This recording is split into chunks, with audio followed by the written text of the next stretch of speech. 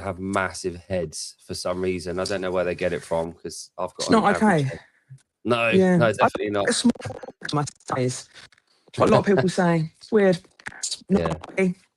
Head bands just fall off. It's just grumpy about that. Abby Wynn-Jones, thank you so much for joining me today.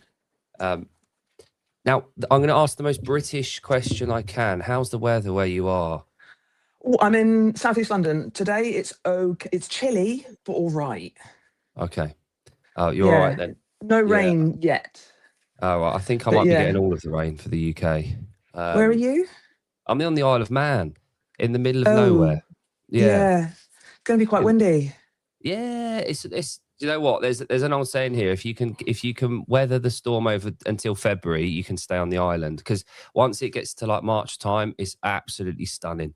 Until about November, and November through to February, it's a shit show. But other than that, you're all good. But we weather the storm each year. But yeah, we're all good. So Abby, Southeast London. I know that are you still at CrossFit Catford? No, Woolwich, CrossFit Woolwich. Woolwich, lovely part of London. Beautiful place. Let's have a look. Now, obviously, I've got quite we have on this channel got a larger kind of American audience. How would you sum up Woolwich in London for the Americans that have no concept of time or space outside of the US? It's like the posh part of the worst part of London. Right. So I still live in Lewisham. Yeah. Which is the most multicultural area of London. It's we see quite high poverty rates here. It's quite challenging for some people who live around here. Woolwich is in Greenwich, which is where... yes, if you've ever watched the London Marathon start, that is about like 10, 15 minutes from Woolwich. It's pretty close to there. It's beautiful. There's a massive military presence in Woolwich. Yeah. So the place we train out of is some old military barracks. It is beautiful. They're kind of, everything is named after like old school military installments. There's an awful lot of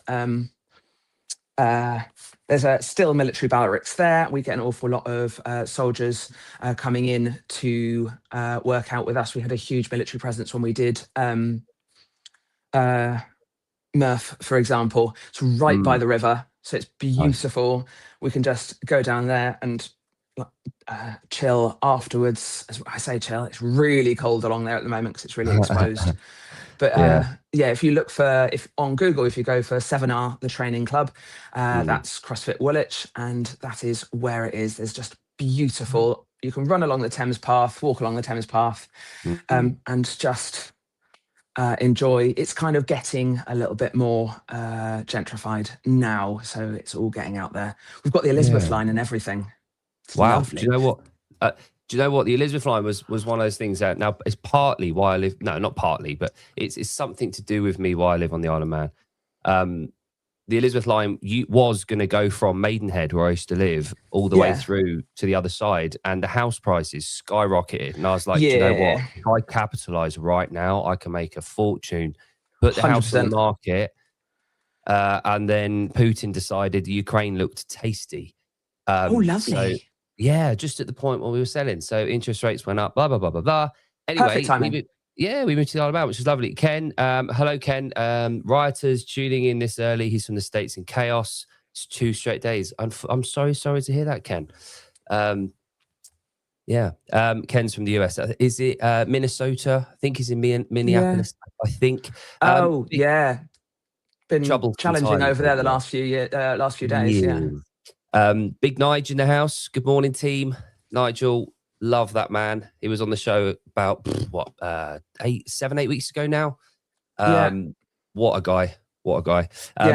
Abby, are you going to be attending Wodify in February? Yes, I'm competing with my coach. I heard you're going to be there as well. Yeah, Nigel keeps threatening me with a spot to actually compete. Yeah, do it. It's awful. Yeah, do you know what? I've got this thing in my knee. Oh no! Yeah, so Oh, yeah. I'm gonna have to avoid it at all costs. But I Oh know no. Jason's competing, isn't he? Jason Fitness Jay Media guy. Southern. No, Yeah. Oh, Jason yeah, Fitness Media. Yeah. Yes. he is. He He's gonna be is. competing. He's competing with one of the quads, I think, which is going to be really. So I think that's a brilliant thing that Nigel has done, like just throwing him in the deep end with a quad. Incredible. He deserves it. He That's a deserves it. great way to introduce yourself to the adaptive community. Yeah, yeah. And what? So Abby, what do you mean by quads? Just for the audience. So what would that mean? So that is a wheelchair user who has impairments in all four limbs. So he's probably got a spinal cord injury at a very high level in his probably C-spine, so his cervical spine, which means that he can't use his arms or legs and has almost no core function either. So he's probably paralyzed up to about here-ish. So he can Right. use part of his arms and that's it. Sure. Okie dokie. Good to know. Complete ignorance. I'm on a journey at the moment where you know, I'll say this out loud, you know, not with pride. Bit of ignorance around the adaptive vision. I'm hoping this year I can kind of learn about it. I about 18 months ago started working with an adaptive athlete, Claire, who had an accident about 2.5 years ago at a OCR. Was fully able-bodied before then. She's now chair-bound from L5 down. She lost all function. We go wheelchair user rather than wheelchair bound. A wheelchair is oftentimes incredibly freeing, just so you know. So you're not bound to a wheelchair.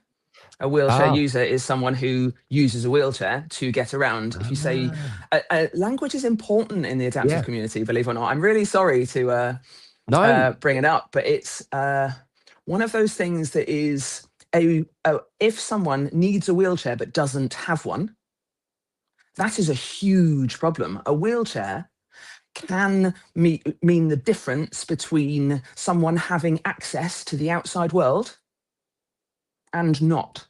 Therefore, they're not wheelchair bound. They're lucky. It is a good thing for them. And like using the term wheelchair bound can feel a little bit for some people. Yeah, I totally get that, and thank you for picking me up on that, because I may well have said it. I don't know. I'm racking my head now with Claire, and I know Claire's been working so damn well to be able to work with. She's working with an American online physio where she's managed to be able to now get out of the chair. I think the last thing she was doing the yoga pose where you put your elbows in your into the legs and then come up onto like a pose where she can balance on her hands and then back and then climb back into her chair. So she's not from the correct term, she's not wheelchair bound, she's a wheelchair user. So thank you for correcting me on that. That'll be very important for me to learn. But do you know what? It's things like that that people like yourself and, you know, coaches in the space working with adaptive athletes and being able to broaden our horizons, because it's and I said this to Nigel when he was on the show, I love learning new stuff and I love being able to adapt and skate. But the whole part of CrossFit, the whole like lovely thing about being a CrossFit trainer is that you get to scale and use your logic and puzzle solving when people come in. And what like where else better than the adaptive divisions, all of them, to be able to think on the spot and work with that. And that's one thing that's so cool about that. So no, I do like that. And obviously with CrossFit, I saw a post that you put out a little while ago, and I've got a very good friend in the US that I do some work with, Athena, and she's got a company called Scaled Nation, and she works with predominantly larger bodied athletes. She's labeled them. Predominantly, it's morbidly obese people that are in dire straits and they need assistance, they need help. Now, your regular trainer like myself that's never been in their position just doesn't understand some of the hurdles and obstacles that they face daily. Just like yourself, Athena's picked me up on a few things in language that I've kind of taken pride in being able to kind of navigate around and that kind of thing. The marketing campaign that CrossFit put out a little while ago about the cure, we have the cure, and I saw the post that you put about it, and it really struck a chord because Athena had said exactly the damn same thing. We don't have the cure. We absolutely do not have the cure. No, because if we did, if we had a cure for everything, it might be a different picture. You know, CrossFit might be a little bit bigger than it is. For people like, let's say myself, totally ignorant, what was the initial hit of that campaign for you when you saw that we have the cure, CrossFit is the cure? What did that mean to you? I found, so for me, as someone, I was born with an impairment that is progressive. It will continue to get worse throughout my life, no matter what I do. I can use fitness, strength, etc. to slow down the progression. You cannot cure me. There is no cure for what I have. I have a genetic condition that leads to these impairments. Marketing a sport as the cure, I think, can be misleading and risks. And I know that this is probably true of some people with obesity as well. Some people who are in those larger bodies, it feels exclusive. Sometimes there isn't a cure, and that's okay. You can still use this methodology to improve your fitness, to improve your quality of life, and to improve your longevity. And more importantly, to improve your health span. And that is really important to me. When I was first diagnosed, I was told I would be a wheelchair user in my early 20s. And that I would have to stop doing all sport, all fitness, because the condition that I have means that I will get traumatic injuries, major traumatic injuries that impact my entire life. So I had the choice of accepting these major traumatic injuries by continuing doing sport that would lead to further impairment, or I could choose to stop doing sport, probably get fewer of these major injuries, but lose my ability to stand with my own body weight because my hips wouldn't be able to take it, for example. Lose mobility. And so it was a difficult choice that I had to make. I chose option A, obviously, but that doesn't mean that sport is a cure. It's not going to cure me. Type 1 diabetes, that is a chronic condition. So CrossFit markets itself as a cure for these chronic conditions. Type 1 diabetes is a chronic condition. It is not caused by lifestyle factors. There are so many chronic conditions that are not caused by lifestyle factors. And I think that marketing itself as the cure is somewhat misleading and can feel quite exclusive, specifically to the adaptive community.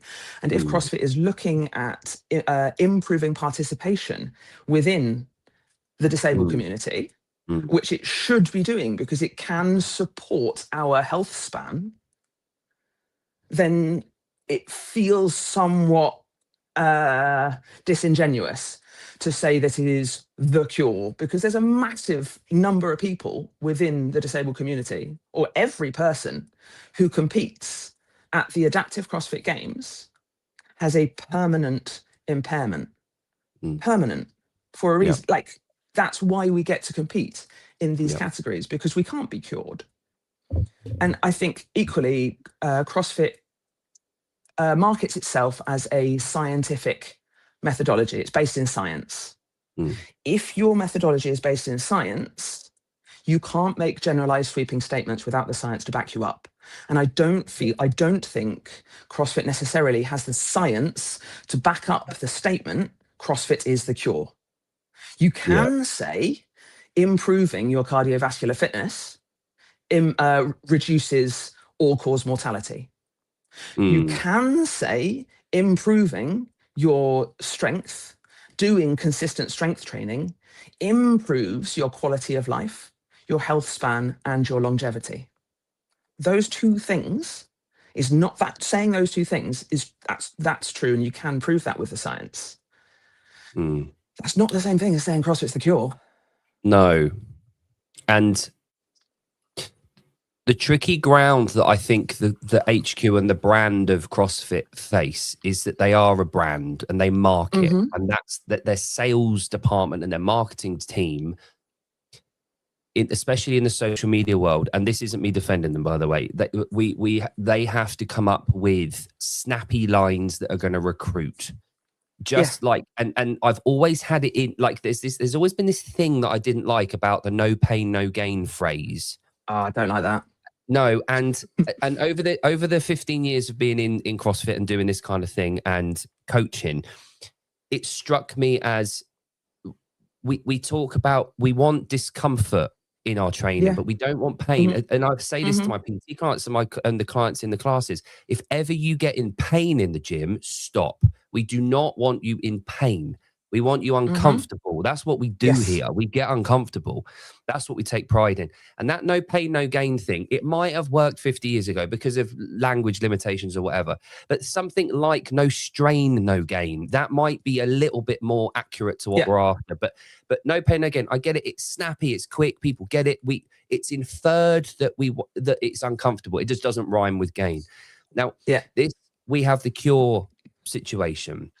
Obviously, people, we're all relatively intelligent. We know what they were kind of getting at, but the issue is when you're using it as a recruitment tool and to back up what we have already, a retention tool for and a celebration of what we have in our, in all of our divisions, it doesn't necessarily quite fit with the reality of what's going on. We don't have a cure for the majority of diseases. So I think it is tricky ground, but I totally agree with you. And I've heard it from a number of different people from a number of different kind of, backgrounds that wasn't quite hitting the nail on the head. It was kind of there's nothing like, I understand why, and I get the rationale behind it. So this is why I'm not angry about it, because I understand what marketing is.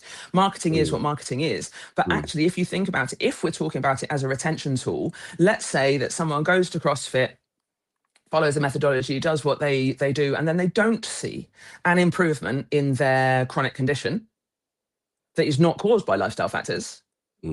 Are you going to retain that person? Is that person going to recommend CrossFit to their friends, family, whatever? Someone who is newly come. So there are different types of disabilities, and you've talked about Claire, who has an acquired disability that she's come by quite newly. There are people like me. I was born with a disability that it just is what it is, and that is what I've had to live with all my life. There's disabilities that are progressive. So my disability is progressive.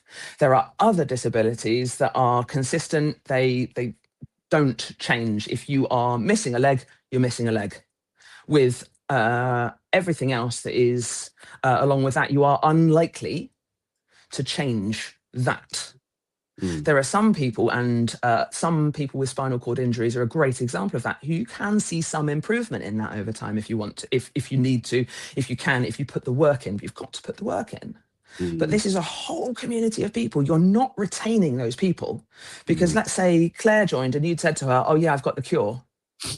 Yeah. No, with the best will in the world, no, you don't. No. Her condition might improve. If you'd said to me, "I've got the cure," I'd be like, "Absolutely no, you don't," because I've lived with this my entire life. There are things that I am never getting back. Like, you can't undo the surgeries I've had to have. You can't undo the damage that I've done to my nerves. You just can't do it. So on that then, Abby, do you mind us talking about EDS? It is EDS that you have, isn't it? Yeah. Among others, yeah. Right. Okay. Cool. So, would you mind kind of talking about the conditions that you have first of all? So I was born with Ehlers-Danlos syndrome. There's different types of it. I was born with hypermobile type Ehlers-Danlos syndrome. So EDS is something that affects the collagen in your body. So collagen is an elastic protein. My body doesn't create an elastic protein when it creates collagen. So it does create collagen. It's fine. It's just not the correct type. So it's not elastic. So it's like a piece of string instead of an elastic band. Okay. Now, if you think of the parts of your body that are made with collagen, and this is why there's so many different types of hypermobility or different types of Ehlers-Danlos syndrome, because this can impact different tissues in different ways. So those of us who have hypermobile type, the parts of our body that are most impacted, or the tissue that is most impacted, are tendons and ligaments. So we don't have elastic tendons and ligaments. They're just like long pieces of string. Okay. So that means that our joints move significantly further than they should. And that is just hypermobility. And that's fine. That in and of itself isn't necessarily a huge problem. However, when those connective tissues are really loose, what that means is your joints can't stay in place. So they dislocate a lot. When you reach the end of your range of motion, you've got a little warning sign because your body slows down and bounces back out. So if you think you will train people about their squat, and you will tell them go down and then bounce out of the bottom of your squat. There is no bounce. You reach the end of your range of motion, and if you go too far, that's it, you're done. Your joint will fall out, and you will probably tear a tendon, a ligament, a muscle maybe, if that's the weakest point. So it will end up like that. So I'll give you this is just so you know, it doesn't hurt. This just is what it is. So my hand. Ah, shit. Okay, yeah. Yeah.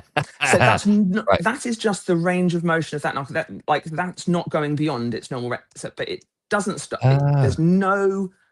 So that's not a dislocation. That is just where my tendons, my ligaments allow that joint to go to.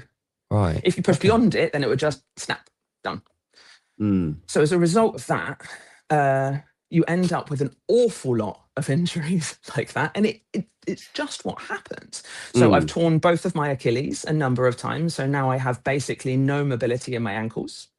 I've dislocated both of my hips a number of times, and that's damaged the femoral nerves very slightly. So my hip flexors just don't engage. And some of the muscles around, specifically on my right side, which is more impaired, it just doesn't do what I tell it to because the signal doesn't get through. I've had some lumbar spine dislocations, which has led to like actual dislocations, not of the disc, but of the vertebrae. And so that's led to some minor spinal cord injuries. So again, that means that it's weird. I've got tingly legs. That's all it is. Like I don't have full sensation down the outside of my legs. Right. I have had cervical dislocations as well. So that has, and I have dislocated and damaged my right shoulder so often that they've had to tie it in place. It just doesn't. So that's the mobility that I've got. Well, that's the active mobility that I've got in my right arm. I just can't use it, and I can't use my right hand properly either. That explains. I saw the video of. Right, yeah, I saw the video of you on the rower, an 18-minute workout at the games, and on your rowing, I noticed obviously at the back end of the cat at the pool, the right hand has to release. Yeah, I can't. So forward. I can't move my right arm behind my body like at all. It's kind of right. Like that's the end of its range of motion. So there's passive range of motion impairments, and I have these major power impairments in my hips, and also in that shoulder and in this hand. I just can't really hold anything in my right hand. So you will see I use, when I'm doing barbell work, I use one arm. So I will use a strap when I'm doing a deadlift because I can't hold the bar in my right hand, and my shoulder just will not take that kind of weight. When I'm doing, depending on the movement that I'm doing, if I'm doing a clean, I have learned to throw. So if I keep that elbow right in, I can throw with my bicep, because my bicep is like weirdly all right, touch wood.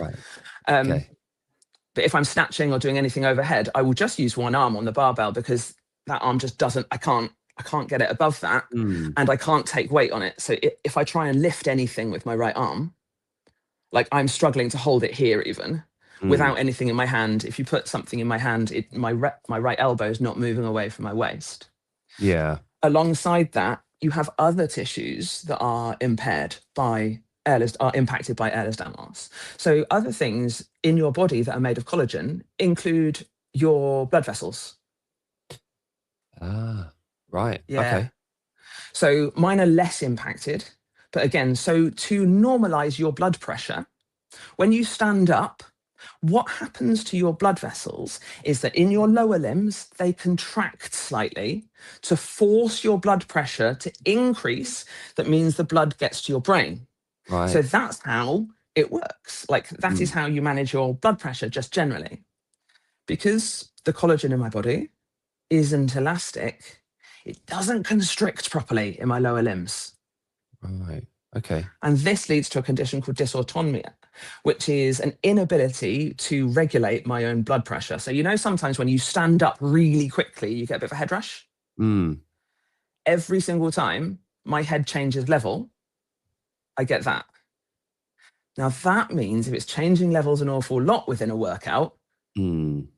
my blood pressure is all over the place. My heart rate tends to. I was doing a workout the other day where my head was moving up and down quite a lot, and my heart rate was like chilling at like 90. And I'm like, this is not okay No. No. because it cannot. So, this isn't an eligible impairment. This isn't what gets me classified because you can't measure it. And I absolutely agree with this. If you can't measure it, Mm, it's not classifiable. This is a sport we are doing. This mm. is not in general society. Like, it is what it is. You Right. can't measure it. It's not consistent. So I'm likely, and you probably didn't see, but after that 18-minute row, because I had so much blood pooling in my legs, I got off the field, Right. fell over, and was then about 10 minutes having pseudo seizures because part of a Yeah. comorbid condition with EDS is a Chiari malformation, which is where your brain is squished out of your skull a little bit. I have very, very minor Chiari malformation. There's nothing you can do about it. Like, it's no way Right. near bad enough to have brain surgery. Absolutely not. Mm. But Okay. what that means is the way that I react when I have this autonomic nervous system dysfunction, which is blood pressure, heart rate, temperature regulation, Yeah. I just start going, and shaking an awful lot. I'm fully aware of what's going on. I just can't do anything about it. Right. Okay. That. See, I was unaware of that. Now I've got a sneaky suspicion. Was Rachel Hives with you when you had that fit at all, or Uh, not? yeah, she was toward. I think she was. Yeah, I think Or no? so. I Sorry, I don't really remember. remember, if I'm honest. No. Oh, right. Okay. No, I remember Rachel because I know Rachel relatively well. And she was she was assisting someone having a fit at the games Happens to after. a lot of us. Right. Okay. That might. Right. Okay. Yeah. Again, ignorance on my part. Like I didn't know it was such a common thing. Yep. For a It, lot of us with EDS, we have autonomic. So anything that's your autonomic nervous system is the part of you that is not under your. When I say conscious control, I don't mean conscious. Like your breathing, for example, that is a conscious part of your nervous system. So there's things that you can choose to do, other things that you don't, like your heartbeat. mm, It just goes. You don't need to think about your heart rate. Your autonomic nervous system are the things that are not controlled by you. It's just stuff that just happens. yeah. So an autonomic nervous system dysfunction. So like I say, blood pressure, heart rate, temperature regulation. I Mm, overheat so much. There's nothing I can right. do about it. But I Okay. massively overheat. Yeah. And so there's always like ice on hand to cool me down at the end of a workout because the only way Mm, that my body has to regulate my temperature is by sweating. And then it gets to a point where my brain is 100% convinced that I'm freezing cold. And so I start shivering right. to Okay. increase my body temperature when it's Yeah. already really hot. Right. Yeah. Not ideal. It's quite annoying. Yeah, you would hate my wife then. Like the temperature in the house is we're having this constant battle with who wants what on the heating or not. I agree with you, Um, just so you know. yeah, good. Big Nige, yeah, through all this, you're smashing goals, inspiring it, and love awards we give you. Yeah. I've heard great things about Nigel's workouts. No, don't. No, don't. It's No, awful. I'm It's looking really at bad. that's why I keep trying to get out of doing February. Just like, don't. Yeah. So, Abby, obviously, you said you're at Woolwich at the moment. So, I have this my full-time job, and what I'm mostly passionate about is coaching and being a CrossFit trainer. I've done it for 14 years, near or less. The affiliates themselves and the coaching and CrossFit gyms, I want to dive into that a little bit. So I see you writing about the work, the gyms and the adaptive division that we've got in the UK and globally, obviously, and Wheelwad. Talk me through your first venture into a CrossFit gym and how that went. Like, were they able to help you straight away? Was it something they developed with you?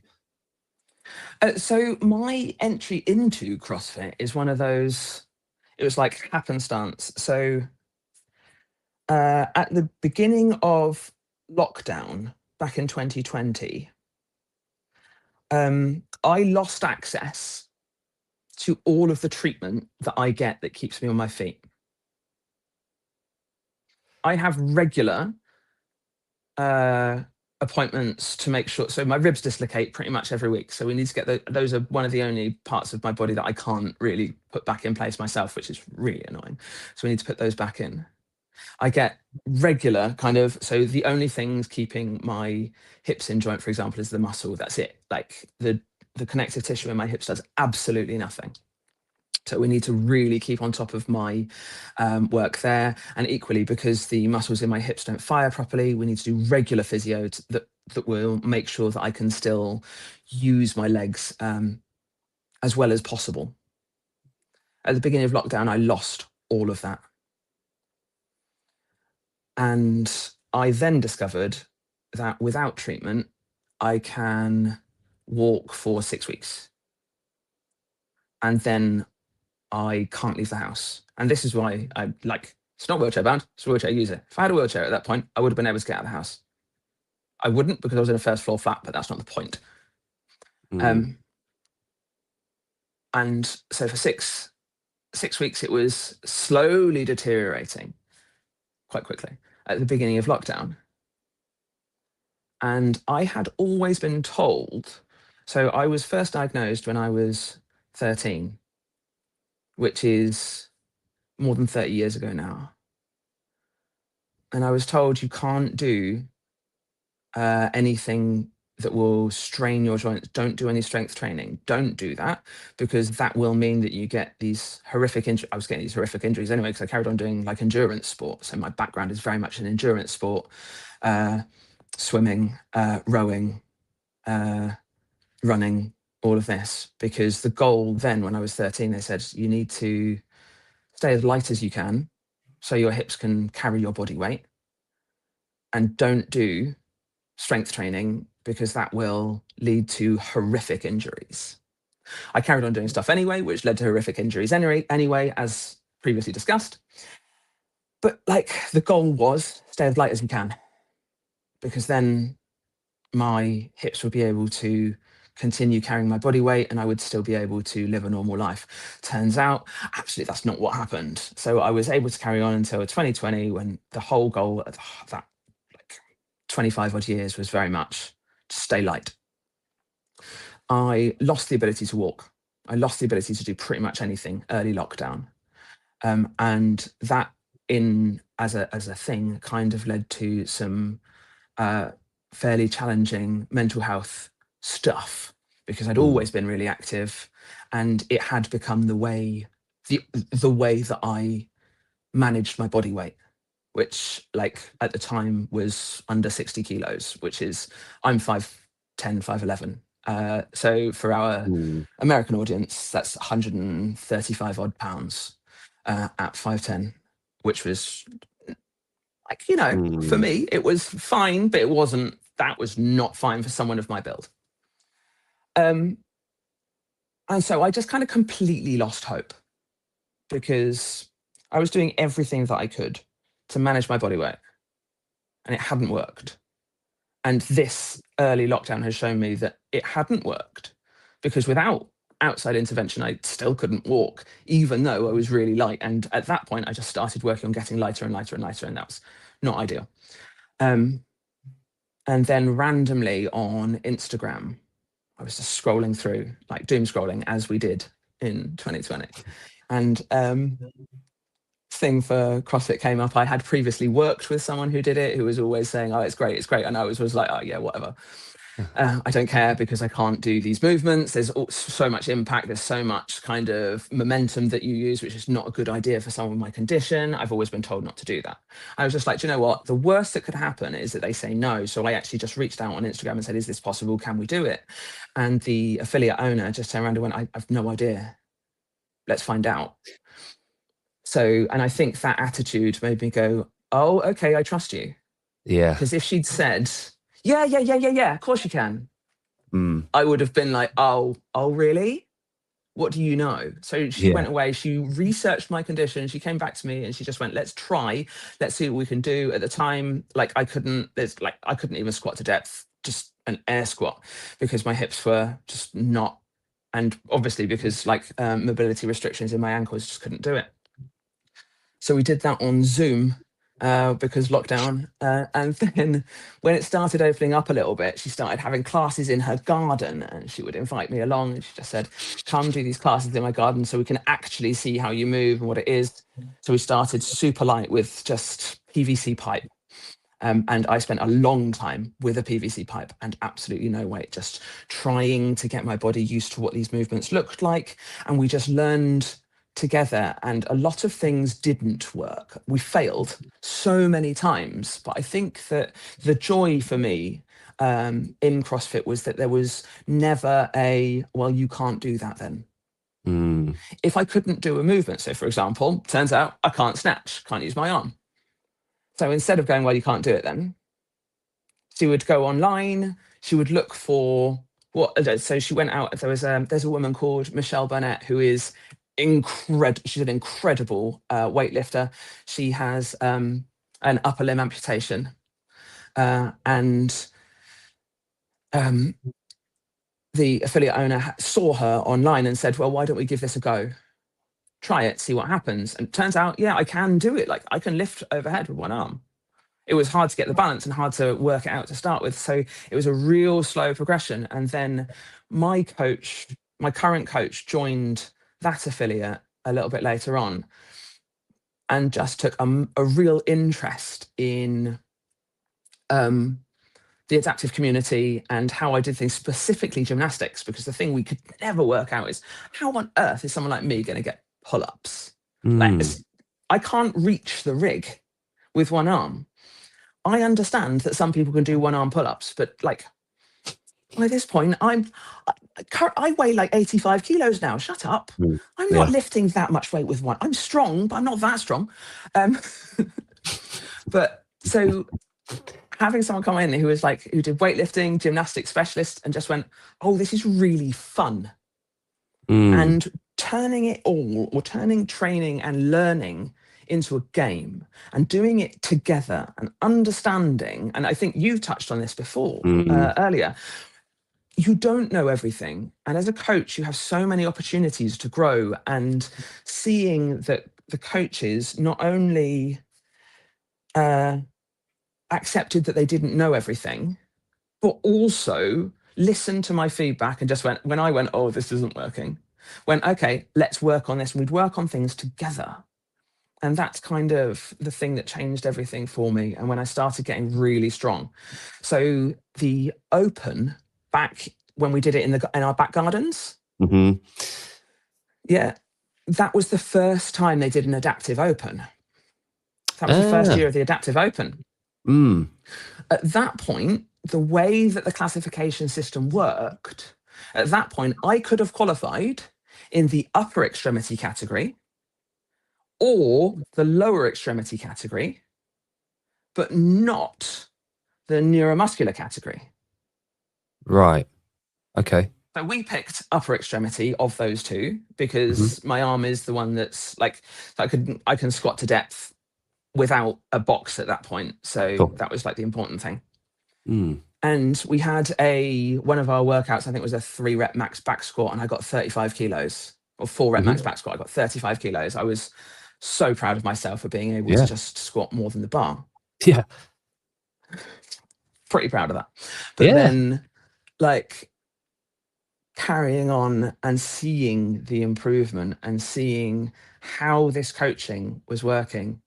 Johannes, who now works out of CrossFit Woolwich, taught me how to row, how to do the ergs. He's also quite tall, knows the ergs really, really well. So he took it upon himself. This is Janice Douglas. He took it upon himself to teach me how to do that with one arm. I'm still rubbish at skiing because, you know, of course I am.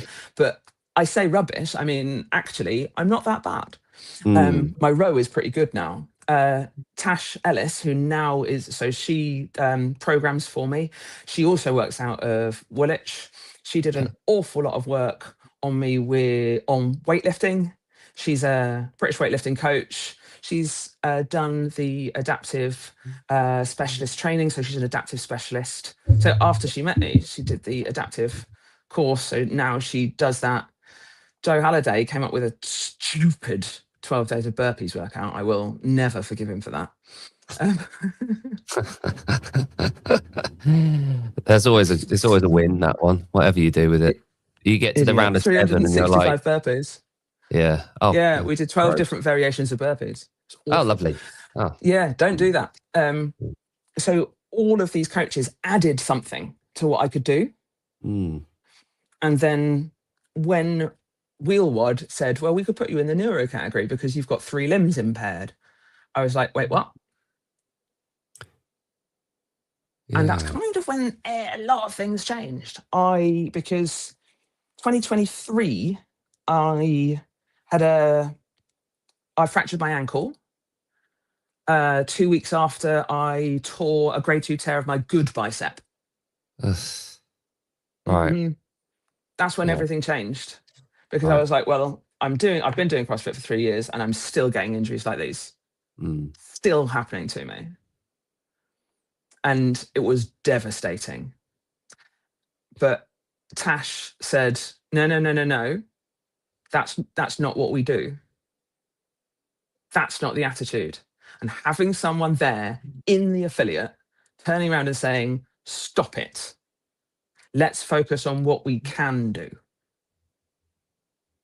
And having someone there going, do you know what I will do? Like, you've fractured your ankle, but it's only a fibula. It's not weight bearing. What are you complaining about? Shut up. All right. Thanks, CrossFit coaches, you lunatics. So we started then, at that point, we started working on what we called strong leggies, because like, technical term, strong leggies. Yeah. Strong recommend anyone who wants to do, to get stronger legs, fracture your ankle, fracture your fibula, and then just start doing leg presses. And that's how it works. 100% strong leggies. So we worked on that. And then this is the point at which I met Nige. So the first Wodaptive, I'd been like, I don't know if I'm ever going to do this again, because I'm coming back from a torn bicep and a fractured ankle. And then at the very first Wodaptive, he'd programmed a workout with some shuttle runs. Okay. And I was, I think, 4 weeks out of the boot. And the last time I'd run had been pre-COVID, because I'd always been really scared of running at a heavier body weight. Yeah. Because I couldn't do it. Like, my hips would just collapse. And he just went, no, shut up, do it. Yeah, you can imagine him saying that, can't you? Yeah.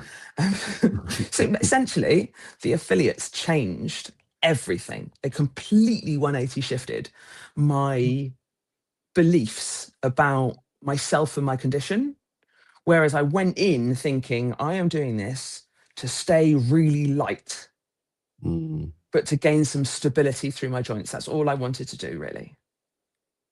To build enough strength whilst maintaining this sub 60 kilo body weight to be able to do it. And then 3 years later, I find myself, like, it's 2023, I found myself at the World Games, at that point in the upper extremity category, like nearly 30 kilos heavier, being able to back squat more than 100 kilos, 220 pounds for our American audience.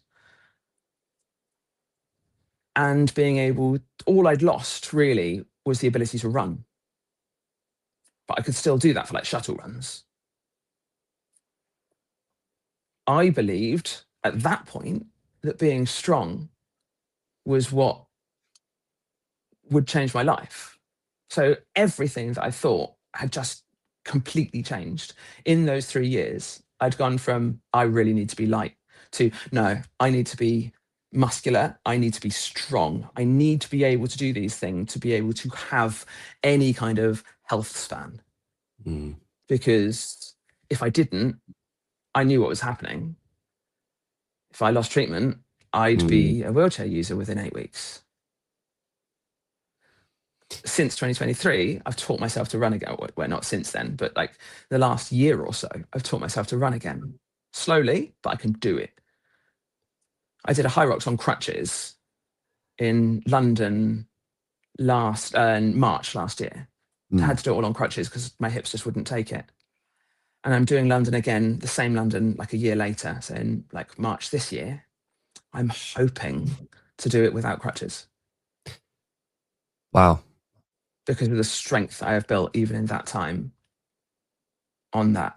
And that is solely thanks to the support of the coaches in affiliate, because I wouldn't have been able to believe that possible in myself. Like I wouldn't have been able to get there. That's all about other people calling out my bullshit. Sorry. Am I allowed to swear? Yeah. I've been doing really well. I've been doing really well not swearing thus far. Yeah, fuck shit bugger. Say what you like. Yeah. Excellent. Yeah. No, you know. Yeah. But the affiliates do that for us, and the sense of community that we get. So I walk into my affiliate now. I remember once I walked in, and a thing that will always stick in my head was walking in to a class where we were doing, I can't even remember what movement it was, but it was a barbell movement I had to do with one arm. And another member in the class who hadn't met me before turned round to the coach, who was Johannes. I'm very thankful that it was him. And just went, did she just do that with one arm? I'm like, dude, I'm right here. Dude. Yeah. And Johannes just went, yep. And then just carried on coaching the class. It was nothing. That is what that community does for you. Like, it makes me feel more normal. And it means that when these things do happen, so I can easily pass as non-disabled. I walk with a limp, but you wouldn't notice because I can hide it really well, because I've spent my entire life being taught how to walk like a normal person. I'm allowed to say normal person. You're not, just so you know. Yeah. So I've been taught how to move normally. I've been taught how to do these things. You wouldn't notice the difference in size between my left side and my right side unless you actively looked for it. So I can pretty easily pass as non-disabled. But in the gym, I can't. And so it was a really, really othering space for a long while. Yeah. But yeah, having people just be like, get back in your box, dude. Yeah. There's a lot to unpack there, but essentially, in society, social media, we hear a lot about people talking about safe spaces, and we say we need safe spaces for these people. I have been in CrossFit for so long now, I kind of lost track of the necessity for safe spaces. And the reason for that is because I know CrossFit affiliates, we don't need to tell people, but it is the ultimate safe space. Everyone in that affiliate is treated with the same amount of disrespect. 100%. And it is just disrespect. Yeah. I'm insulted in the same way that other people are. Yeah. Exactly. And I love that. About it, because I know as soon as I walk in that door, especially, I think the British have got this certain self-deprecating like humor and bond that we have, where it's in us to speak so grossly about each other as a term of endearment. It's our way of showing we love each other. And I think only we do that. Like we do it very well. And as soon as we walk into that gym, specifically the affiliates, I know everyone in there can call me whatever they like, but they all love me, and I love everyone in that affiliate, because we are equally going to get so uncomfortable in that gym. There's this bonding process, and we respect each other so much for even being there. And that reflects on what you said, and what Athena's talked to me a lot about is the specifically for people in vulnerable groups and people from the adaptive divisions, getting in the gym is a massive hurdle in its own right, that people that are fully able-bodied don't understand. And just purely being in there deserves the ultimate respect for everyone in there, no matter what your background. The fact that you are turning up and showing up and training in those gyms, knowing full damn well how uncomfortable you're about to get, especially from these damn things. There's a mutual just agreement. Okay, cool. We're all on a level playing field here. Like we're all part of the team. Yeah, we will all complain about the workout really, really loudly. We'll all do it anyway, but we will all bitch about the workout consistently. I still talk about specific workouts now. I will curse out. You should see the app that I use for my programming. Sometimes I will just swear at Tash on there. I will just be like, "What the fuck is even this? Why? Just don't. Like, what is wrong with you?" I think at one point I put in there, "Who hurt you?" Because I'm not okay with this. I'll do it anyway, but I am not okay with this. I think the other thing that we get at CrossFit affiliates as well.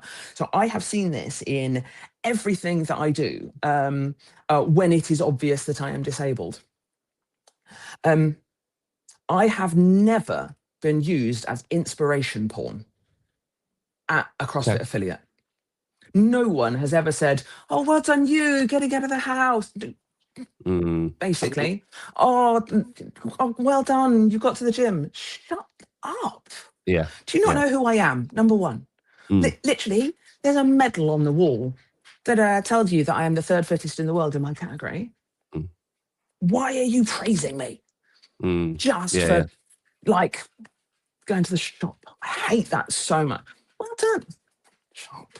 I hate that. That doesn't happen. We are all equally rude to each other, and I think that there is that joy of knowing that people don't care, but also that they deeply do care. My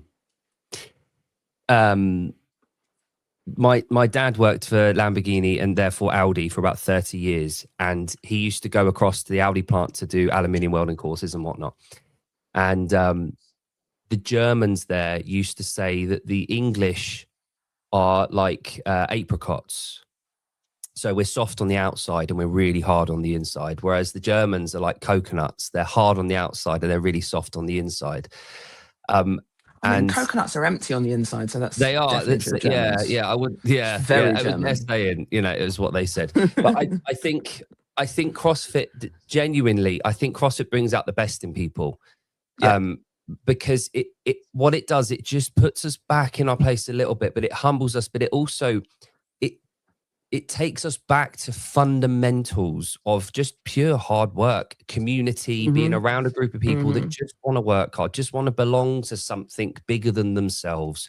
They just want to tap into whatever that source of energy is that we get every time we walk in. And you know, people talk about, like, you know, when you walk into like an old theater, the Albert Hall, for example. If you walk into the Royal Albert Hall, as soon as you walk into that main arena, it's in the walls. You can feel the presence. Everyone that's ever fucking been in that room, their souls are in the walls. When you walk into a CrossFit gym, not only is it the smell, not only is it the barbells and everything, but I get a feeling of all of those souls that have nearly died in workouts, that they're just soaked into the floor and the walls. And you just walk into a CrossFit gym and you can feel that energy and that presence of people that have been in there. And purely by being in a CrossFit gym, you are tapping into whatever the hell that is, of just pure hard work. And the fact that I don't know of any, I've owned affiliates, I've been members at affiliates for almost 15 years, not one theft at any of those gyms ever. I've never known. Doesn't surprise me. Not a pound coin going missing, not a bag gone missing, a phone misplaced, anything like that. And never. And the reason for that, I had this explained to me, is that people that go to CrossFit gyms innately work hard for what they get.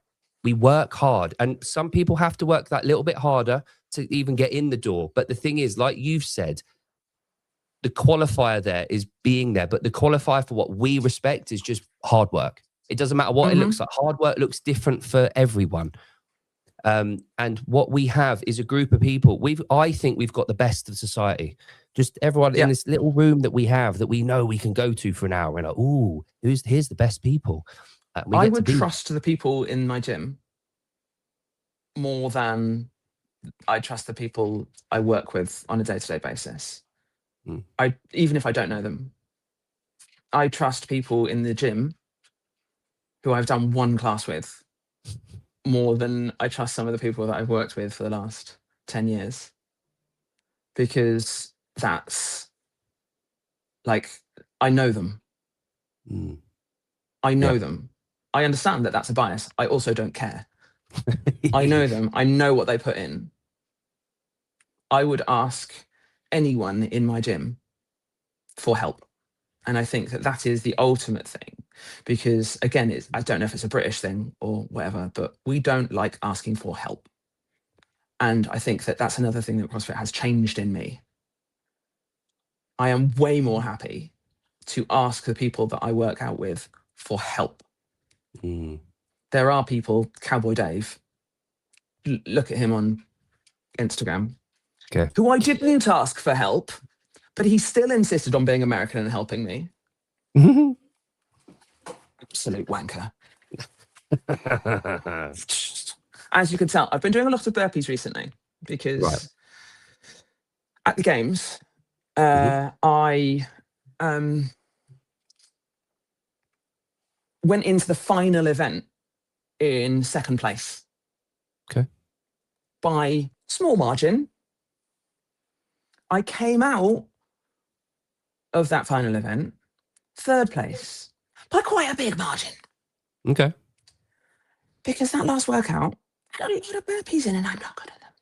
Because if you can imagine, like up and down, not good for someone with my impairment. I also had a torn rotator cuff, but that's not the point. I just did that in a previous event. It was on my impaired side, so you know, that's didn't really use it anyway. Still recovering from that now. Regret everything. And I came out of that event. I was just like, oh well, just bad at burpees. Cowboy Dave, who is an incredible member of Wod staff, he had carried me off, literally carried me off the floor in the event where I'd torn my rotator cuff. He'd had to like literally just pick me up and anyone who can baby carry an 85 kilo person off the floor, it's just, he's worthy of respect in and of himself just for doing that. Stayed with me, made sure that I was all right, and then just carried on with his job. And then after that final event, I just mentioned I'm just really bad at burpees. And he went, oh, do you know what you should do if you want to get better at burpees? If you just, what you should do is you should do more burpees. And I was like, I didn't ask for your help, Dave. Genius. I was quite comfortable being shit at burpees. Like, I'm okay with this. I've lived for nearly 45 years being shit at burpees. I can continue with that lifestyle. It's like, it's a choice. I've made that choice. I'm comfortable with my decision, but no, you just went, just do burpees. And I was like, okay, whatever. Did burpees, got back from the games, and my affiliate owner had said before I went away that if I came back still shit at burpees and with a medal, either I had to return my medal because that's not okay, or I would have to pay for it. And I was like, oh, fuck. Came back, having lost that second place in that final event, which was many burpee. Still shit at burpees. He was like, okay, you just need to do some burpees then. So we practiced them, and then they came up with, between them, they came up with 12 days of goddamn burpees to do at Christmas time. Cowboy Dave, I don't want your help. That's what I meant. I don't want your help. Absolute douche canoe. Yeah. But apparently, like, I've got a little bit quicker, but that's not the point. I'm not comfortable being quicker. I'm okay, like, not helping. Just hope they don't never want to be quicker. come up. Yeah. That's my goal in life. What I want is not that 18-minute. Have you tried that 18-minute row? No. You should try it. What was it exactly? Is it literally just 18 minutes of rowing? Yeah. No. It's 18 minutes of rowing, but there were 2 scores. Right. Your first score was distance at 8 minutes. And then they released a pace boat that chased you and got quicker every 2 minutes. Fuck off. Yeah, I know. Wankers. And we expected, so in my head, what I was expecting, this is fucking Kevin Ogar. Kevin, I love you, but fuck you. I expected for the pace boat to like, so whatever distance you got at that 8 minutes, I expected the pace boat to start with you there and to start like pretty slow. And then every 2 minutes it increases in pace and gets closer to you. No, that's not what the pace boat started at 0. Oh shit. Okay. So can you imagine what pace it was going? Because it got nearly everyone. Yeah. Yeah. And it was increasing its pace every 2 minutes. And everyone, like literally, I think about, in some divisions, there was only one person who finished. I think in mine, there were 4 or 5 people who actually finished the 18 minutes. But every single person who didn't finish was getting got in those final, like, 2 minutes. Because by that point, the pace boat for the women, the pace boat's going at like 120s, 125s for the 500 meters, something like that. What? I know, because it had to start at 0. So it started so fast. I know, right? Oh my God. Brutal event. It was so hard. So who takes ownership of that workout? Is that Kevin Ogar? Is that his baby? Probably that fucking Ogar. He's just a dick. The seateds had to do it on the ski.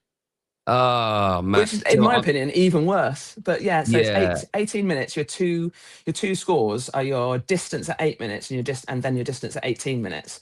So it's actually, in my opinion, I think that's a little bit more difficult because it kind of forces you, because normally in an 18-minute row, you would start and then build into your pace. Yeah, yeah. But like, I know roughly what pace I can hold for 18 minutes. Like, I know what my 5K pace is. I know what my 2K pace is. Yeah. So I know roughly what I can hold for 18 minutes. In Vegas, in September, in a conference room with no windows, in a space this big, you cannot hold that pace. No. You cannot do it. I can hold a 2-minute pace for 20 minutes if I'm forced to, because I know like my 5K time is like 2 seconds under 20 minutes. Nice. Just so you know, I'm really proud of that. I will drop that into conversation 100% of the time because it's only because I'm tall, but that's not the point. Not only because of that. But I was holding like 204s. Absolutely not. It's awful, but because it kind of forces you to go straight into your pace. Yeah. Yeah. So bad. I genuinely recommend it as a workout. It is terrible, and you will hate it. Yeah, do you know? I might give that a go. I'm a keen ski-erg. It's my weapon of choice. Look at the leaderboards. They're still up on Competition Corner. Yeah. So if you look at, let's say, the standing diagnosed division. Right. That's probably the closest to what a non-disabled person would be able to score. Okay. So that's the kind of benchmarks you're looking for. And the other one that, again, I think we all hated, and the worst workout of the games for me was the 1 minute Max Cal's Echo Bike. Blech. Yeah. No, I won't be doing that. Don't do that. No. So talking of CrossFit, talking of seasons, firstly, are you taking part in this season? Is it something you can? Yeah, this is gonna be my last season. Yeah. Okay, cool. I'm not 100% yet. My shoulder is still recovering, but yeah. So just as everyone who's watching, everyone who sees this, very important. Neuros, short stature, and lower limb without amputation divisions. You need to reclassify this year. Everyone else, your classification form is live. If you are looking to join the adaptive divisions, fill in your classification form now, and Wod will get you into the right division. Awesome. And I'll tell you why that's important, because Claire is going to do her first open this year. So I need to know, I need to do that. Yeah. I'll send you over the link to the form. It's really easy to fill in. It would take like 10, 15 minutes, depending on what function she has. So I imagine she'll be seated with hip because she's got hip function. Yes, she has. Yeah. We went through all this because she's competing internationally for para bench. So we've gone through international classification for that. So it'll be on slightly different for us. Yeah, right, okay. But yeah, so I imagine she'll be seated with hip will be the category for her to pick. Okay, cool. I'll thank you, that'd be great. I'll send you the link to the form. Brilliant. Thank you very much. Yeah. So yeah, we got you last year, you're gonna go ahead, you're recovering from injury, but that's nothing new for you. And so talk me through the open. Now, obviously, I went through a little bit of this with Nigel, but little bit of ignorance here. The workouts are released for able-bodied on Thursday night at 8 p.m. now. It used to be Friday morning at 2 o'clock, which was great. Stupid. Yeah. So over the course of that evening, Kevin and the team at Wod will adapt that workout for the adapted divisions, and then it gets released on the Thursday night still.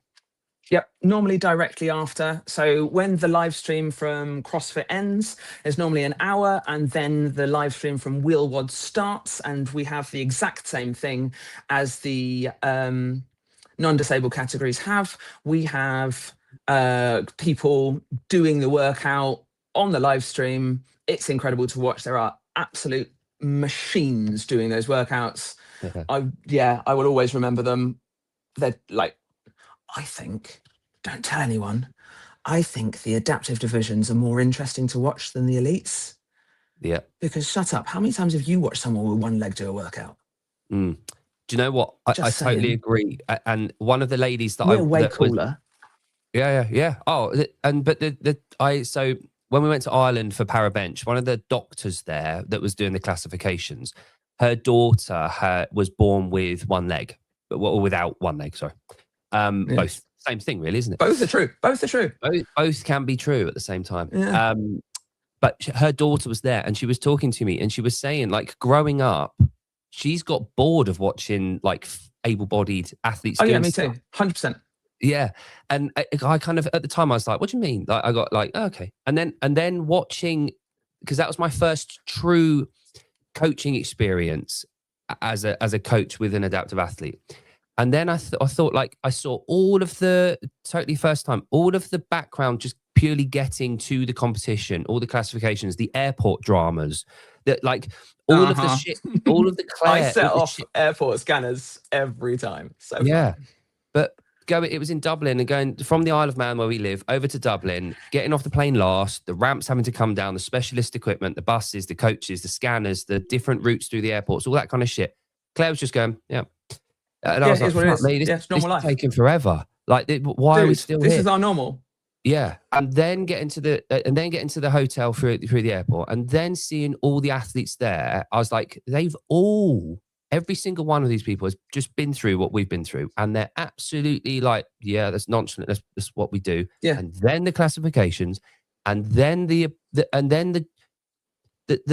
getting ready for the workouts, all the implications that it means because of not being able to just walk through a room into there, and then all of the, and that was just with bench press.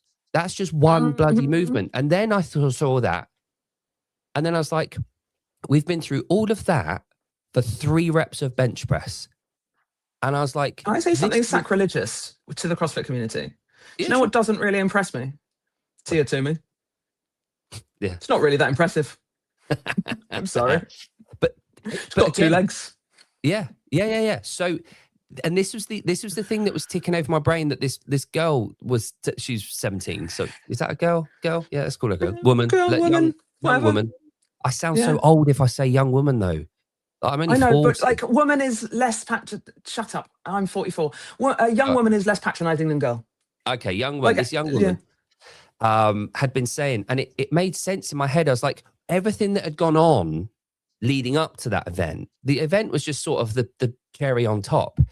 And I was yeah, like, oh, I get it. Like my event starts when I get there, whereas her event had started like when she was prepping and getting all her medication in line, and yep, a week yep, before yep, changing her medication for her bowel yep, movements so that they didn't yep, interfere with the event yep. when she was doing it. It started a week ago, and I'm like, fuck me, that's what she means. And then you see able body, Mm-hmm. and you're like, you've just shown up.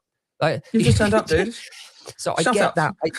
I get the argument. I really, I get it. And it So was another thing that EDS impacts, because another part of your body that is made of collagen is your digestive system. yeah, Everything about my nutrition completely depends when I'm working out, what workout I'm doing, how often I'm working out, what time of day it is, what weather it is, what meds I have to take. It's a whole fucking logistic nightmare. If I get it yeah, wrong, like, yeah, possibly too much information. If I get it yeah, wrong, I'm going to shit on the floor. yeah. And that's like, it's not high on Mm, my list of priorities, if I'm honest. no, but it's still a thought. Yeah, I worry about that in the back of my mind. So the open workout gets announced directly after. yep. Then I plan what I'm going to have to do on the Friday. Hmm. I will normally give it a practice run on the Friday because I don't know how that workout's going to impact my nervous system, how it's Mm, going to impact my body. Oftentimes, after the first time of doing it, I will be on the floor, spazzing out, for want of a better word. Again, mm, able-bodied people, not allowed to use that word, yeah, for like 20 minutes, being looked after by coaches who I am eternally grateful to. you'll have to excuse Then I the have to smoke do it. alarm. That's my No dinner. worries. Yeah, that's how I know dinner's ready. Oh, I'm Mother. so sorry. I'm No, like taking way too it's much a of your joke. time, aren't It's I? fine. No, it's a Excellent. joke. It's my wife at the moment got a 2-week-old baby, and the Oh, smoke bless alarms. her. Never mind. Because of Um, course. And then do the same again on Saturday yeah. or Sunday, depending on how it's impacted me. Mm, I don't train at full intensity. Rarely. I rarely train at full intensity because consciousness is a like plus. mm, So our open is the same 3 weeks as your open. It's a yeah. little bit more for most of us. It's a little bit more kind of juggling meds and all sorts. Yeah. Okay. And And then we've again, got like the you said earlier, semi-finals. yes. Yeah. How does that look for you, the semis? I think it's going to be around about the same time as your quarters, and it'll be online. Right. So Okay. top 20 in each category go through to the semi-finals, Right. and then the top 10 from the Mm, semi-finals get through to the games.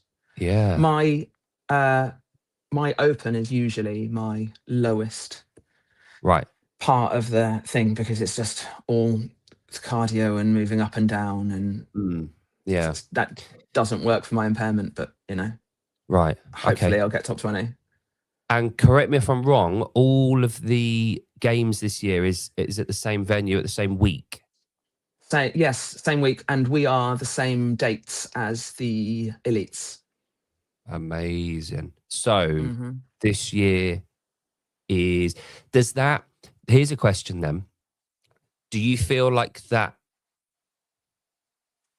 is going to be a different, a positive or a negative for you as an individual athlete? Do you see more positives than negatives about that being the case? Is it only a good thing?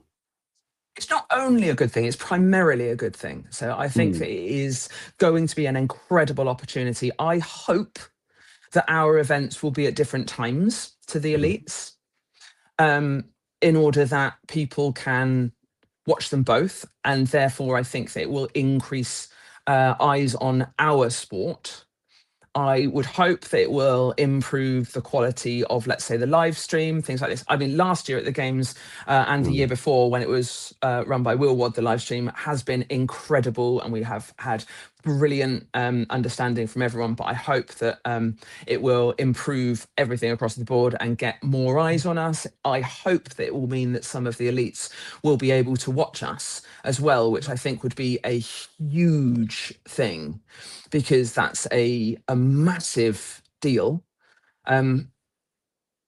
Because every minoritized group needs allies, needs advocates. We can't do this on our own. We need people who are not disabled to let's say go live on Instagram with huge platforms, saying, I'm watching the adaptives do XYZ. So yeah, massively positive thing. I think the thing that I will find a challenge is, like, for a lot of us, we are temperature sensitive, right? Especially in the neuro category, we're very temperature sensitive.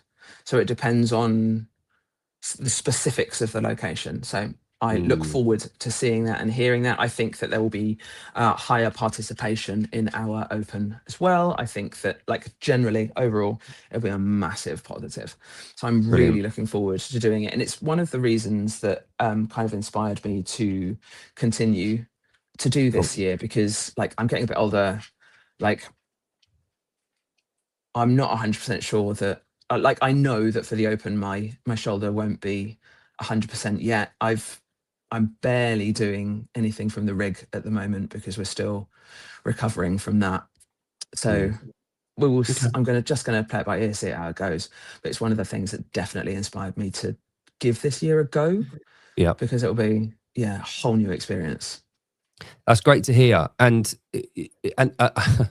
I appreciate the Masters isn't an adapted division, but I want an adaptive Masters division. Come on, I was coming on. I was going to think that, because one of the questions I had like a couple of years ago was, is there within the adaptive the distinguishment?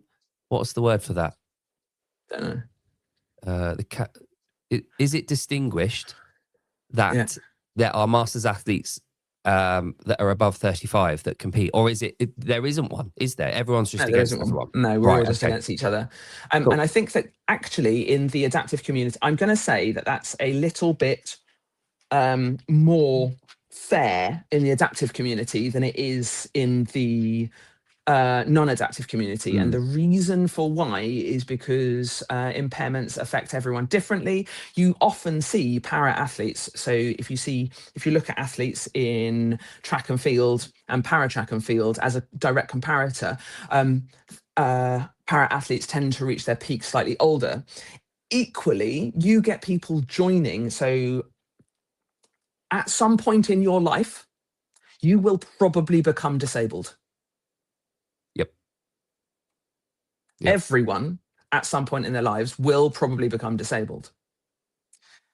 But equally, this means that anyone could join our community at any stage in life. I see. Right. You could have an elite athlete, God forbid, an elite CrossFit athlete, one of the Masters athletes, could join the adaptive community tomorrow. And actually, once they have learned to work with their new impairment, they're probably going to be pretty good, because they've got that base level of fitness. Yeah. And they're going to be a little bit older. So they're probably going to be a little bit more competitive at an older age, I mean.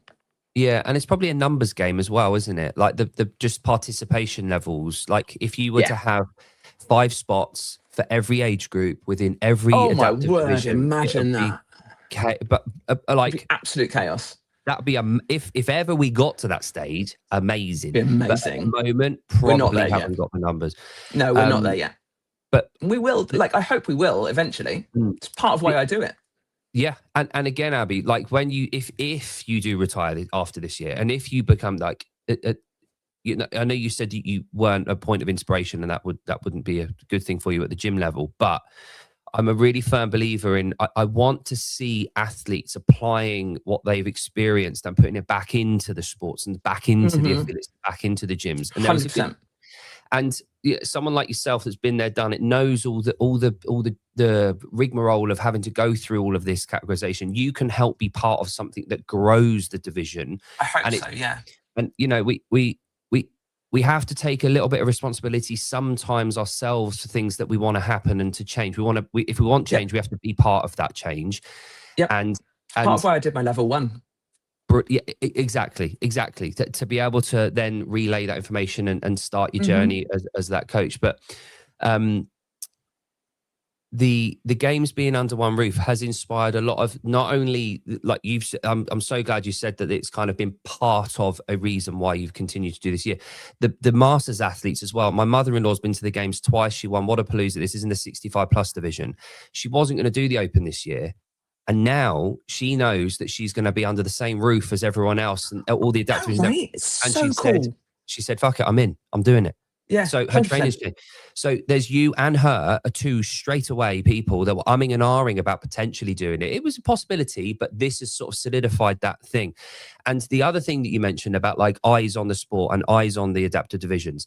So part of the reason I've heard from people in the past is that, and the media, you know, the quality of the media, let's say, that goes with it and the eyes on it, there's just not the people watching it. There's not spectatorship. Bullshit. Invictus Games and Paralympics. I know. Like they're big. Probably if you've ever been to the Paralympics, like I went to London quite a lot because my wife competed in the Summer Olympics there. It is incredible. People travel from around the fucking world to go to this thing every 4 years. There is a market. There is a demand for it. The media is necessary. And the thing is, you have to put it on in order for people to watch it. You can't. It needs to be there. Yeah. You can't create an audience without creating the opportunity for an audience. Yeah. Yeah, you can't say, right, everyone sign this list, and then once we've got 1,000 people saying it, we'll then put on the media. It doesn't work like that. You've got to do it first. Yeah. So, and this step that they've put on everything back, like, put everything under that 1 week banner again, I think is such a damn good thing, but not just from simple logistics, but from eyes on it and for getting everyone under that banner of this thing, CrossFit again. It's what we've been lacking. It's part of what we've been lacking recently. And I'm really happy. If the message is CrossFit is the cure, whatever, then you need to demonstrate that everyone can do it. You need to show that this is our community. And you can't say this is our community whilst excluding your masters, your teens, and your adaptives. You cannot have a flagship competition without including your community. If you are selling yourself on the concept of community, and I think that that's CrossFit's biggest selling point, is this incredible community that it has, and this incredible community that you create for yourself, but then you are only highlighting that bit of it. Yeah. When you have so much more to give. Yeah. Do it. It's not hard.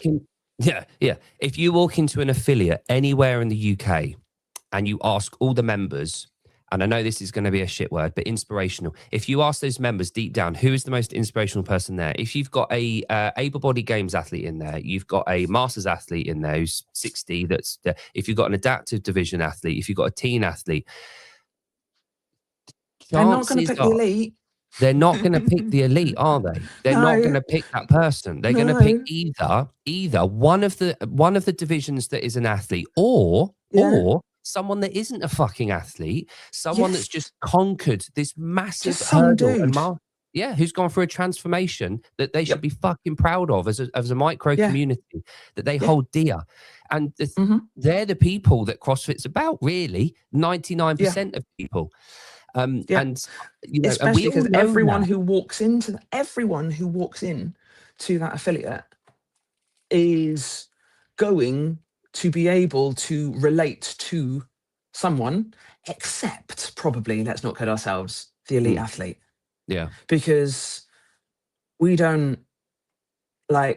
can't train full time. You can't train full time. Yeah. I'm not under 35. Not anymore.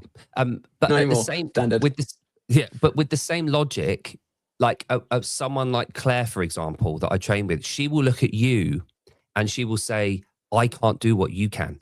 We always need to have the different. It would be stupid to deny the tip of the spear as part of what we do. And I think that over the years we've come a little bit kind of divisive, and they're over there, they're over there, we're over here. These are the people. These are the people. Ultimately, what the week of the games festival that we're going to have, rather than the one event, what that does, it shows everyone we are all part of the one thing. Like, and we're celebrating that.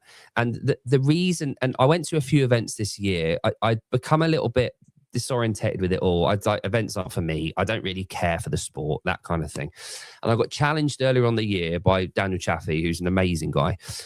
He said, come to the French Throwdown and just be there. You don't have to watch the sport. You just have to be there. And I said, all right, cool. Okay, fine. You've challenged me. I will come and do it. And that completely fucking changed my mind being there. Then I went to Strength and Depth. I went to a few events with Claire for the sport. Went to British weightlifting because I'm a British weightlifting coach as well. Are you going to the Adaptive Open this year with Claire? Yes. For British weightlifting? Excellent. That's the plan. And Claire's got a few surgeries potentially this year. Her spine's playing silly buggers at the moment, so we're having to deal with that. But I understand. because we were going to do Wodify, but she had to pull out because she's got an appointment, blah, blah, blah. Anyway, being at these events reminded me it wasn't actually watching the athletes performing that was the real driver for being there. It was being around my people, my tribe, my group of people that around the world, around the country, around the region, around my gym, whatever it might be, that are my people. And it's very rare that I get to be around. And like you said earlier, the trust that you have with the people at your gym. And for lack of a better phrase, it's competency that I am attracted to with people. Yeah. And people that do CrossFit are generally more competent than other people. And I don't mean competent like physically. I just mean they're a little bit more switched up. They understand like critical thinking is part of what we do. It's logic, it's rationale, it's about spatial awareness around other. It's just general competence. And when you go to these events, you're like, oh, here we go. Like normally in life, much easier. I'm battling around people with very little competency. And then I go to the events and it's like, good. Like here I am. I can relax. I can just be part of my group. And that's what I love about the event. And I think actually the age groups and the adaptive community, it's a completely different thing again. Like everyone in the adaptive, I've been to adaptive events, obviously. I've been to mixed events, for want of a better phrase. I've been to non-adaptive events. And the sense of community that we get from within the adaptive world, completely different again. Because some people have been through brutal trauma. Some people have been through an entire life where they have faced challenges and difficulties in a different way to the people who have acquired disabilities.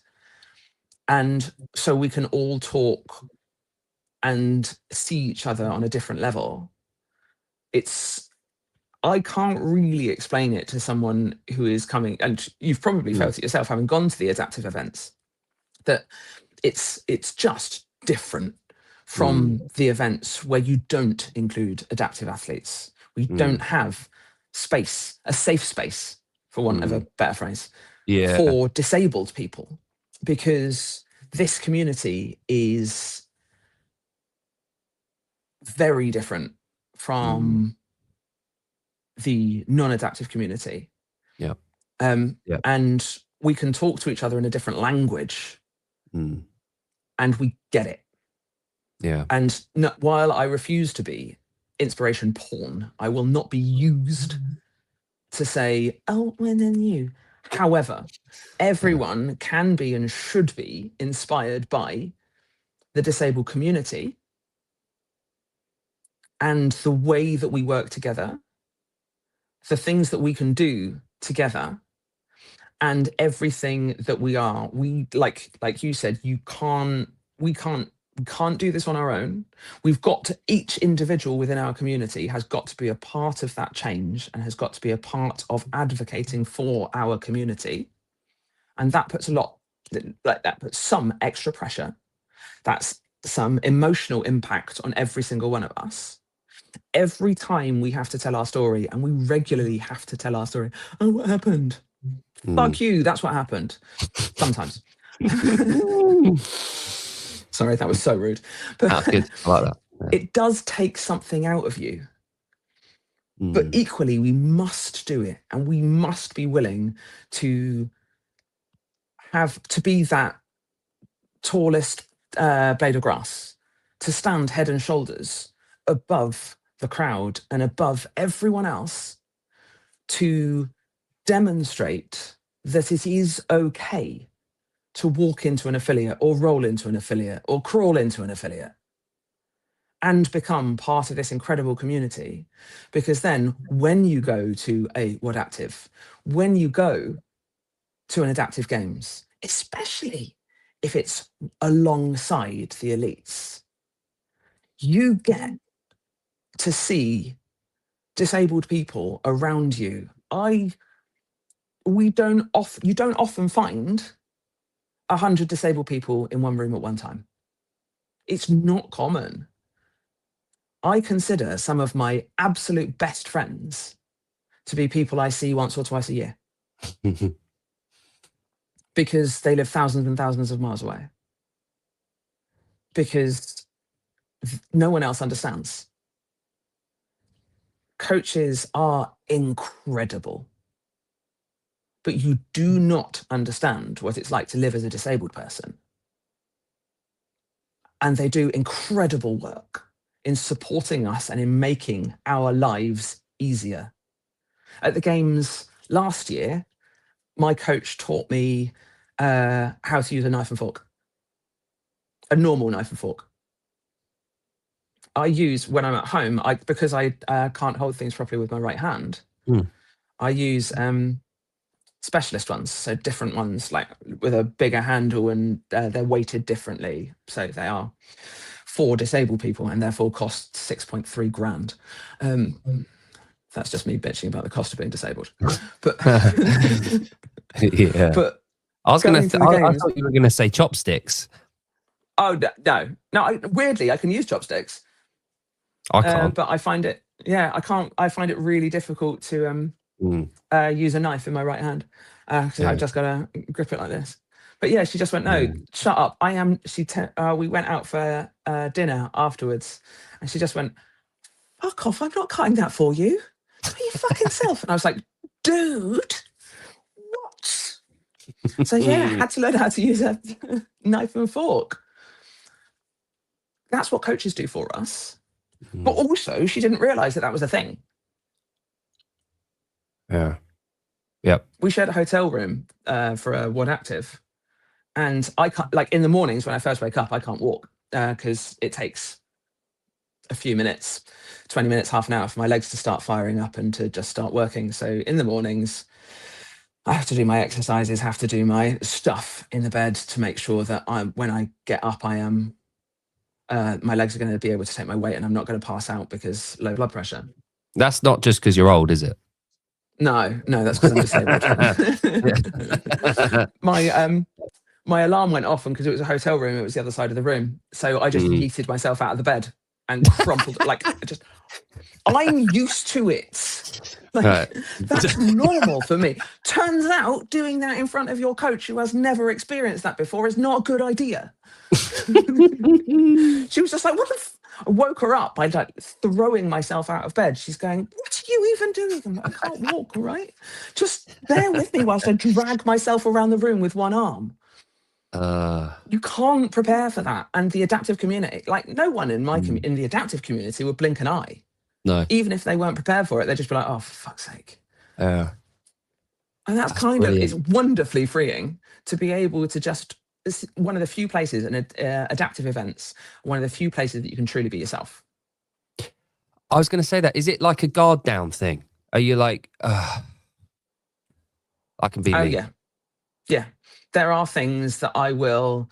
So there are things that I will not put on classification forms, blah blah, blah, in terms of my medical history and in terms of my impairment, because they're not eligible impairments, so it won't change my classification. But B, I don't want people to know that. I'm not going to tell you, like, a lot of people, a lot of stuff that I have to deal with, because it's deeply personal. No, there's a line. The adaptive community, I don't care. Yeah. Yeah. Like, it is this kind of place. And I think that the more we get disabled people into this, the more the adaptive community grows, the more events we have where the adaptive community and the non-adaptive community, where our elite athletes, where everyone is there, the more we have that, the easier it becomes for disabled people within our community, within the CrossFit community, to just not have to think about everything that we do, and to not have to go, oh, I worry so much less about the way that I walk. I used to go, and sometimes I still do, I put in so much effort to look normal when I walk, when I run. And now, around many people, specifically within the CrossFit community, I just don't care. Is it like Phoebe in Friends? Do you remember that? Did you watch Friends? Many years ago. Oh, right, okay. Walking weird. There's this whole episode where she goes for a run in the park, and she doesn't give a shit. And she's just like running to have fun. And Rachel's there jogging like really neatly. And she's like, why don't you try this? She's like, no, it looks ridiculous. And then she tries it and she's like, this is totally freeing. It's how I want to run. It's like, sorry. Sidetrack. 100% like that. Yeah. Like, yeah, exactly the same. But no, I get what you mean. There's a sense of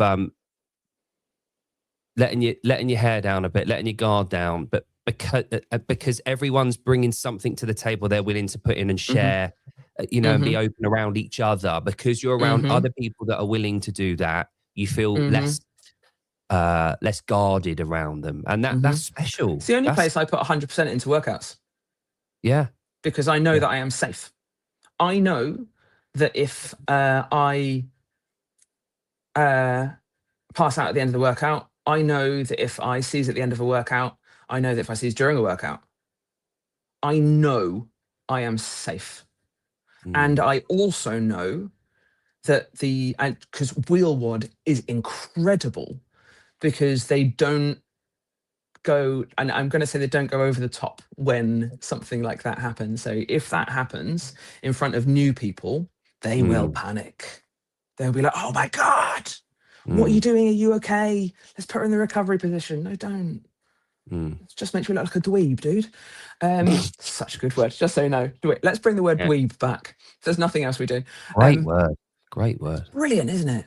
But WheelWOD allow you the space to be able to push yourself. And then and it is because, like Rachel said, there's quite a few people, she's looking after someone who's having a seizure. I had people around me looking after me. There were other people who were going through this as well. It's not uncommon for this kind of thing to happen. So we call it a neuro crash. Okay.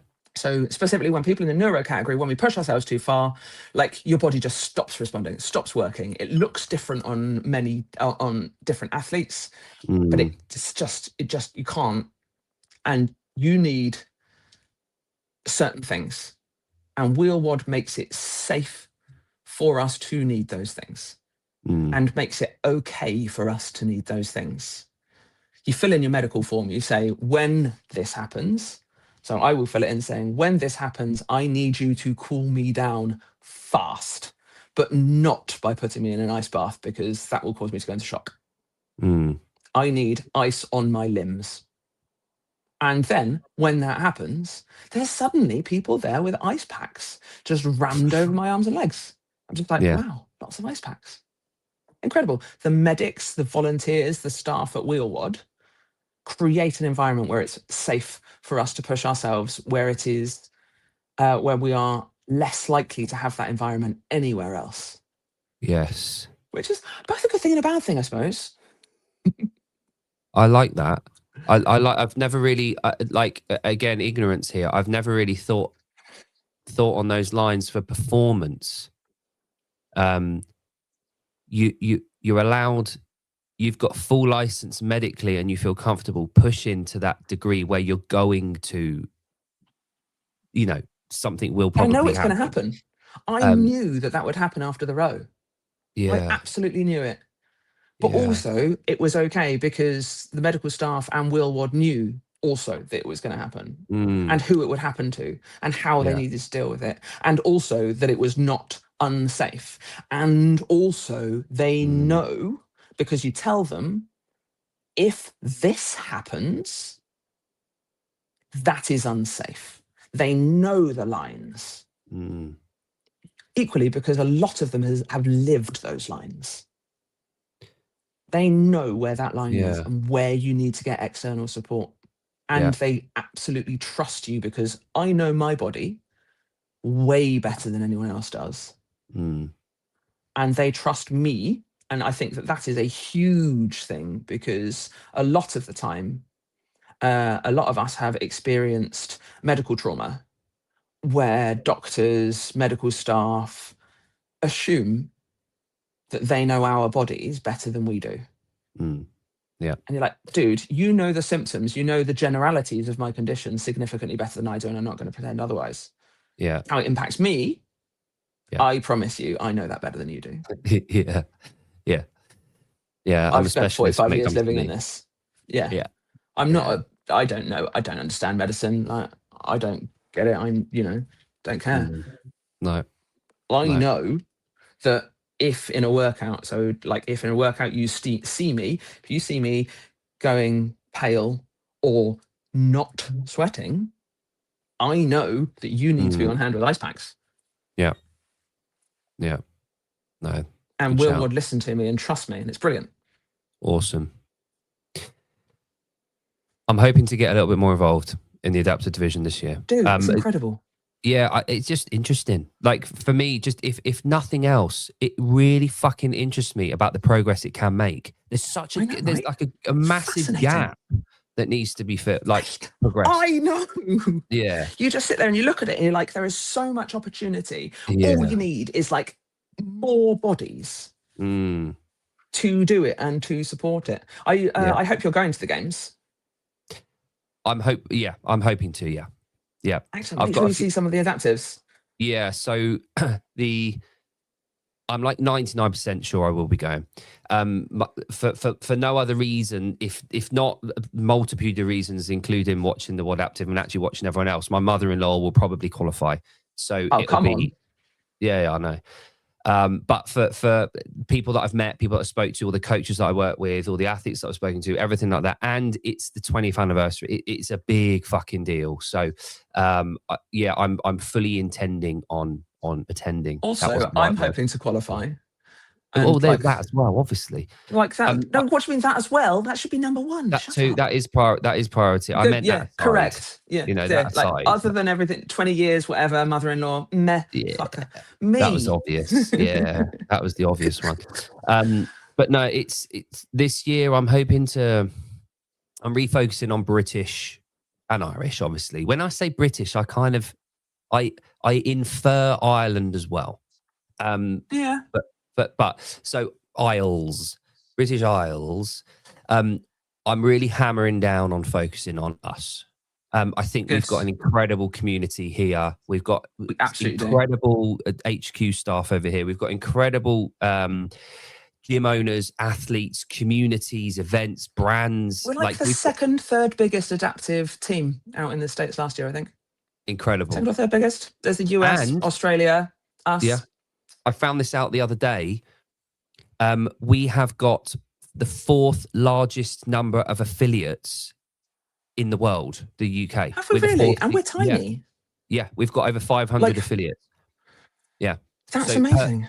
per capita, we have got the like fourth largest, which for that's an amazing achievement. That's something we should be really fucking proud of and explore. Yeah. So, and we've got people like yourself. We've got people like Nigel that run events.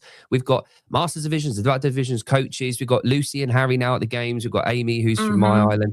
We've got so much to explore that flies under the radar. Because us Brits, we don't really like you said earlier, we don't like to like brag. We don't like to ask for help. We don't like to. It comes as braggadocious. Like we don't like to celebrate. We're like, okay, moving on, right? What's next? It's like, we don't like to do that. And I think there's room for that. And I think we've been missing that. So that's kind of the gist of this year for me. And if I wasn't to go to the games, I think I'd be missing out a huge part of that British contingent that we have within CrossFit. So that's the plan. What I really want to see at the games, like, just so you know, feedback for everyone, what I want to see at the games is, they do like the countries all like procession at the beginning, where all of those athletes that like just everyone from each country going along together and mixing the elites, the age groups, and the adaptives, and just having that British team, because that's gonna be like, that will be really big, and we are incredibly successful. Like on the down low, like you say, we don't like to brag about it. No. We don't like to brag about it, but we are pretty good, and we definitely like punch above our average, to mix metaphors. In terms of like the outcomes that we get as well. We had so many adaptive medals. It's brilliant. So many age group medals. Lucy, whatever, she was all right. What's the classification of your division? Neuromuscular. Neuromuscular, moderate. Okay. Yeah, so there's minor, moderate, and major. I'm in the middle one. Cool. Okay. Good stuff. Pending classification again this year, of course. Yeah, sure. Right. Abby, thank you so much for taking your time on a lovely Sunday morning where you are. Are you training today? Is it rest day? What are you doing? Bit of both. I am doing easy run. Okay, cool. So that's it, pretty much. Just chilling. My sister also does CrossFit. She is very much a kind of does it just to keep as healthy as she can, and because she enjoys doing handstands. That's literally it. How old Genuinely is she? Not kidding. She is a couple of years older than me. So Amazing. She is, at the moment, she's 45. So she's turning 46 pretty soon. And just does it for shits and giggles.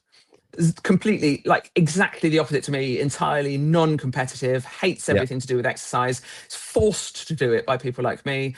And occasionally I will say to her, do you want to go for a run? And she'll be like, oh, no, I don't. So I'm going to be out doing a chill easy run, and she's going to be doing like 2 minutes of running, 1 minute of walking, which is exactly what we say. CrossFit needs vary by degree, not by kind or whatever it is. Yeah, absolutely right. Bang on. Good stuff. I just love the fact that she just does it because she likes doing handstand. I mean, that's a great shout. Yeah, 100%. That's literally it. It's all she enjoys. CrossFit. I just do it for the handstands or something like that. That's great. Functional. Handstands are such a fucking functional movement. All the time. I just stop and I go, oh, if only I could do handstand walking across this river. Exactly. Or, that would be so useful. Do you know what I really need in my life? I need to be able to do a pistol squat. Just every day. Yeah. Do you know, funny you should say that. That is the only movement that I cannot do anymore. Like I've been practicing all the higher skill stuff the last few weeks for the first time since the last Open, when I realized I couldn't do it or I hadn't practiced it. I'm going to focus this year on the high bullshit. I haven't. I've just done squat, bench and deadlift and ski. And so I've been doing a couple of bits, but because of my knees, they're wrecked from just being a knob for 40 years. Standard. If it comes up pistols, I won't be doing them. I just cannot put my knee in that position. So it's the one movement across the whole of CrossFit that I refuse to even bother trying. That is unfortunate, because do you know what you need in everyday life at least once every half hour? Yeah. Pistol squats. Yeah, just to do it fun-legged. So functional. Yeah, so functional. Right. I'm glad we That's me being rude to CrossFit now. Yeah, on it. Don't care. Easy. I'm shit at them. Yeah, good. Yeah, that's fine. You can probably do more than me. Anyway, Abby, thank you so much for your time. Thanks for coming on. I'm really looking forward to your season ahead. I will be watching your progress, so make sure we're in touch. Thank if you. I can get that form from you, that'd be amazing. That'd be great for Claire. I'll pop it across. Pop it across a message. Perfect. Thank you. And for everyone else who wants to sign up, Yes, sign up. You will for both not the open or the adaptive open. Yes. Yeah. Do one or both or all three. That's a Mighty Boosh quote. Anyway, so I hope everyone has a lovely day. And if you're watching this in the future, I hope the future's not too bad. But watch the adapted divisions, all of them, and make sure we're tuning in at the games when we're in there. So, Abby, thank you much for your time, and I will speak to everyone very soon.